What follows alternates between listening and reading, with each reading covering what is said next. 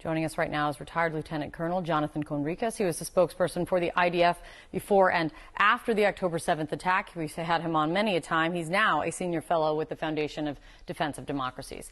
Colonel, thank you so much for being here. I want to get to that reporting from the Wall Street Journal with some additional context in just a second. But first on what we hear from Secretary Blinken meeting with Netanyahu. And he also not only said there was consensus, he said that Netanyahu reaffirmed his commitment in support of this hostage and ceasefire deal as it's laid out so far. Do you think they are closer than ever before to an actual deal? We've seen steps forward, and then, how do you read this? I sadly don't, and I'm not as positive towards the whole development. I would love to see our hostages home, our 120 hostages home, and I would want to see Israel defeat Hamas and return safety to southern Israel and improve the situation in Gaza.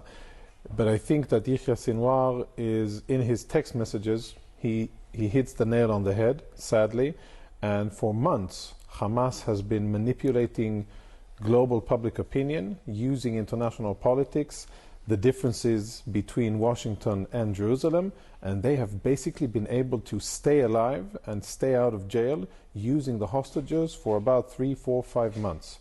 And that's something that I think is the core of Hamas's strategy, to delay and delay as much as possible using the hostages and kind of try to derail Israeli operations in Gaza so that the war will end without Israel defeating Hamas. That's the zero-sum game, and I think that Sinwar doesn't really have a strong incentive to go ahead and release hostages and basically end the war, because that is his best tool to stay alive and to keep Hamas in power in Gaza. Let me ask you about that. So the Wall Street Journal reporting, CNN has not seen the Wall Street Journal the messages that the Wall Street Journal is reporting on, cannot confirm the authenticity of them. Still, I want to read some more of the reporting from the Journal.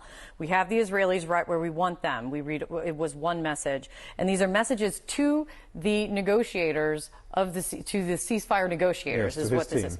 And this is another one. In one message to Hamas leaders in Doha, Sinwar cited civilian losses in national liberation conflicts in places such as Algeria, where hundreds of thousands of people died fighting for independence from France, saying, quote, "These are necessary sacrifices." Here's the thing.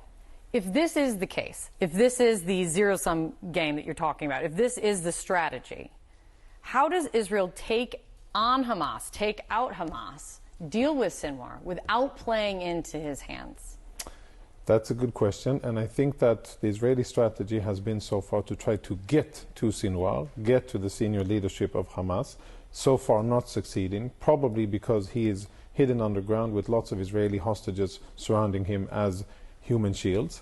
And so far what Israel sadly hasn't been able to do is to advance fast enough and to get to Sinwar and basically decide the battle.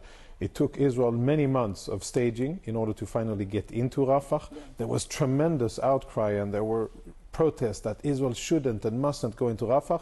Israel is in Rafah, and there's no humanitarian catastrophe and there's no mass casualty event, which proves that Israel can and should do what it's doing. There is a humanitarian crisis throughout Gaza, though. Definitely, yes, but I'm talking that there's not a slaughter, not a catastrophe like people warned that there would be. Do you think some have thought, hoped, maybe conjectured that the rescue operation from the weekend could have changed the calculus? They're getting 3 men out, men that were not supposed to be in the first batch of any ceasefire negotiation, getting those hostages out. Do you think that changes the calculations you're discussing for Hamas? Do you think that could scare them to the table? It's a very happy event, but eventually it only proves that I think it strengthens the case of getting hostages out via negotiations, because I don't think that Israel has the intelligence capacity or the otherwise military capacity to get more hostages out like this, because this was a top-of-the-shelf special operations with weeks of preparation, intel, tip-of-the-spear Israeli commando units that got in, got the job done, got the hostages out, and I don't think that we'll sadly have the ability to do so over and over again. And I don't think that it changes the calculation, and I think that Iran, Hezbollah are a much bigger threat. You know, we're focused on Gaza and small details in Gaza. The big deal and the big threat to regional stability is Hezbollah against Israel, and if you look at where alarms are sounding most in Israel, it's in northern Israel, and it's rockets and drones, etc. And sadly, when you're talking about where Israel is situated, it's all big crises. It's all big alarms that are sounding. It is. From Hamas in Gaza to the neighbors around, with funded and supplied and supported by Iran.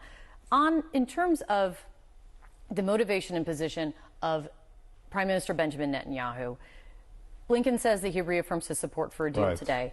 But President Biden told Time magazine in a very recent interview, and here's how he put it: there is every reason for people to draw the conclusion that Netanyahu is prolonging the war for his own political gain. What's your reaction to that?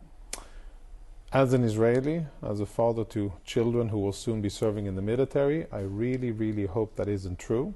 And I would like to see evidence that states the otherwise from my elected leadership. I think it's very important, and what we lack now in Israel is unity and trust. We are, as you rightly said, surrounded by so many enemies that are challenging our very existence. And what the Israeli public now is going through, there's battle fatigue, 8 months of fighting, relentless alarms and sirens, and 100,000 people are evacuated from their homes in northern Israel, and the war goes on. We had 4 casualties reported just this morning. Lots of pressure on Israeli society, and what's desperately needed is unity, is leadership, and is to carry Israel forward in what I think will be the coming years, not months. The coming years will be very challenging. You don't think President Biden was so off base to say that? I don't know, but I really hope that Israeli leadership gets its act together, unifies, gets all of the parties in Israeli politics that are Zionists and Israeli and want to live here safely and respectfully, get themselves together and focus on the most important thing, which isn't political sustainability, but it is